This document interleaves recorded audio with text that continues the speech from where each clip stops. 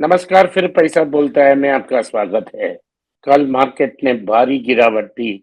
5 lakh crore retail निवेशक का पैसा चला गया।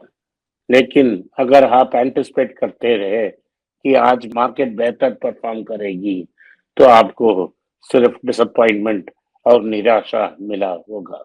मार्केट ऊपर उठने की कोशिश की, लेकिन जैसा ग्रेविटी नीचे पुल कर रही है, वैसे ही पुल हो गई। तो जब मैं ऑफिस के लिए तैयार होकर इधर दुबई ऑफिस आया, तब मार्केट 40 पॉइंट ऊपर था। लेकिन जब मैं बोलने के लिए तैयार हुआ, तो मार्केट गिरकर 10 पॉइंट ऊपर है। बैंक निफ्टी नेगेटिव चला गया। कल अमेरिका में भारी गिरावट थी। S&P 500 में आधा परसेंट और नास्डैक में 2.5%, क्योंकि एआई और टेक्नोलॉजी स्टॉक्स अंडर परफॉर्मेंस की। लेकिन जो हमारे क्लाइंट्स हैं, उनके लिए तो बड़ा खुशखबरी है, क्योंकि अमेरिका हमारे क्लाइंट्स को हमने सालों भर बख्शे हाथ पे क्लास बी दिखाई, तो के बारे में बोला है और उनको खरीदने की एडवाइस भी दी थी। जब पहले बार उसको 3-4 साल पहले बोला था उसके बारे में, उस समय उसका दाम $225 था। ये खुशखबरी है कि कल वो $500 क्रॉस कर कर $502 तक ट्रेड हुआ, फिर गिरकर $498.41 में ट्रेड हो रहा था। हम में से अनेक लोग ऐसे थे जिन्होंने वॉरेन बफेट को मजाक उड़ाया, बोला वो ब्रेन फंक्शन नहीं करता है, वो स्टॉक बेच रहा है, बेवकूफ है। लेकिन छुपा रुस्तम वही निकला। ओल्ड इज गोल्ड नाम के एक इंग्लिश प्रॉवर्ब को उन्होंने प्रूव किया। उन्होंने 350 बिलियन डॉलर्स को ट्रेशरी में पार्क किया। $16 बिलियन लगभग अमेरिकन ट्रेशरी उनको पैसा देता है। हर क्वार्टर के लिए $4 बिलियन देती है। तो वो बैंक के पास जा रहा है, हंस हंस कर बैंक जा रहा है। उन्होंने ठीक समय में स्टॉक को बेचा, और जब हम जैसे लोग उसको क्रिटिसाइज करते रहे। एक ऐसा है, हमको बल्ला पकड़ना भी नहीं आता, लेकिन हम गवास्कर को कोचिंग कर देने के लिए निकल पड़े। लेकिन पब्लिक ऐसी है, पब्लिक आखिरी सच्चाई को आखिर में जानती है, जब नुकसान पक्का हो जाता है। तो बफेट बहुत खुश होंगे। उनके पास साल के लिए $16 बिलियन या 18 बिलियन यूएस ट्रेजरी ट्रम्प साहब ने उनको दे रहे हैं। तो वो पीक समय पे यूएस स्टॉक से सब्सटैंशियल पोजीशन को बाहर निकाल ली है। उन्होंने ये भी ऐलान किया है कि वो अपनी जापानीज कंपनीज की परफॉर्मेंस से बहुत खुश हैं और वहां अपना स्टेक बढ़ रहे हैं। तुरंत जब आज सुबह में निकी ने खोला, क्योंकि कल जापानीज मार्केट बंद था, कोई छुट्टी का दिन था। आज जब मार्केट खुली, तो जो 5 स्टॉक उन्होंने जिक्र की बफेट साहब ने, उस स्टॉक के साथ 4 या 5 स्टॉक 4 से 9% ऊपर ट्रेड हो रहे हैं। और बफेट साहब ने बोल दिया है, उसमें उनका 9.9% स्टेक है, उस स्टेक को वो इंक्रीज कर रहे हैं। तो अमेरिकन हम उन्होंने लॉन्ग जापान कर दी। हमने भी अनेक बार बोला है अपने ओवरसीज क्लाइंट्स को कि आप यूएस डॉलर में इन्वेस्ट करें, यूएस मार्केट्स में इन्वेस्ट करें, जापानीज मार्केट्स में इन्वेस्ट करें। हमने बिग 7 को अवॉइड किया, फैब 7 को अवॉइड किया, क्योंकि वो बहुत ओवर वैल्यू था। इसीलिए हमारा स्ट्रैटेजी ने अच्छी तरह से काम की और अच्छा रिटर्न्स मिला। हमें जापान में भी बहुत अच्छा रिटर्न्स मिल रहा है। ओवरऑल मार्केट की पोजीशन बहुत वीक है। कल सोना सोना ही नाम के हमने बहुत दाम ऊपर जा रहा है और ₹20 होकर 8075 तक पहुंच गया है।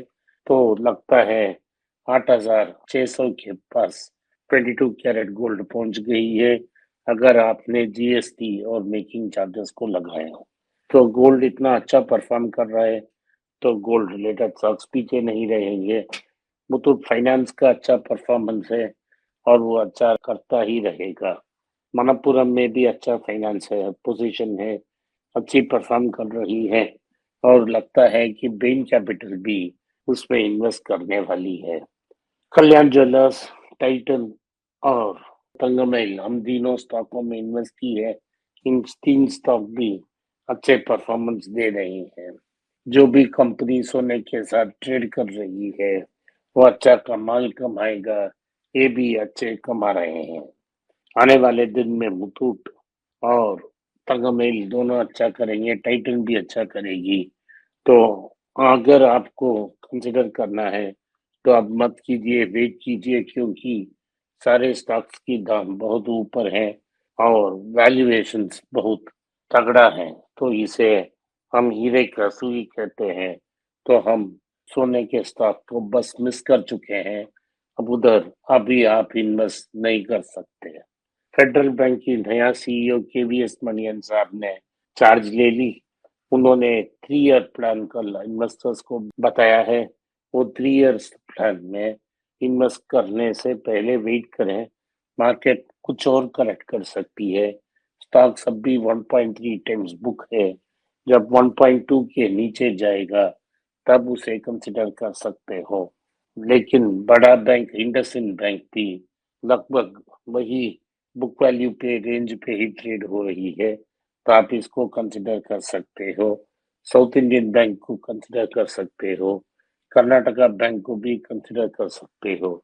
जैसा मैं अनेक बार आप सब लोगों को बोलता हूँ, आईटीसी भी कंसिडर कर सकते हो, क्योंकि डॉलर स्ट्रेंथन हो रही है और एक समय में भारत डॉलर बेचना एंड करेगा। जो उनकी रिजर्व्स है वो कंप्लीटली निकल जाएंगे, तो डॉलर डिप्रिशिएट, रुपी डिप्रिशिएट होगा और हमें बहुत बड़ा स्ट्रेंथ मिलेगा। क्योंकि अमेरिका की जो ट्रम्प की पॉलिसीज हैं वो डॉलर को और स्ट्रेंथन करती जा रही है और सारे करेंसीज वीक हो रहे हैं। भारत को भी एक समय में उसको छोड़ देना पड़ेगा। ओज़ेम्पिक के बारे में बहुत चर्चा हो रही है और अब लगता है कि मैनकाइंड फार्मा भी ओज़ेम्पिक को लॉन्च करेंगी और वो टायर 2 टायर 3 सिटीज में कंसंट्रेट कर सकती है। तो मैनकाइंड फार्मा ओज़ेम्पिक को लॉन्च करेंगे, जो एक वेट लॉस ड्रग है जो वाइडली सक्सेसफुल है और सप्लाई कंस्ट्रेंट्स के कारण वो सिर्फ $9 बिलियन की मार्केट शेयर है। एक्चुअली मार्केट में मिल गया तो इसे $20 बिलियन तक की अपॉर्चुनिटी है। टाटा प्ले, जो पहले टाटा स्काई के नाम से जाना जाता था, वो स्टैंड अलोन टीवी देखने वाले कम हो गए, तो वो भारती की चैनल डीटीएच की डिवीजन के साथ मर्ज हो गई है। ये मर्ज एंटिटी में 52% शेयर एयरटेल के पास रहेगा और 48 डिज्नी और टाटा के पास रहेगा। टाटा को सिर्फ 2 बोर्ड सीट मिलेंगे और भारतीय एयरटेल इस कंपनी को चलाएंगे।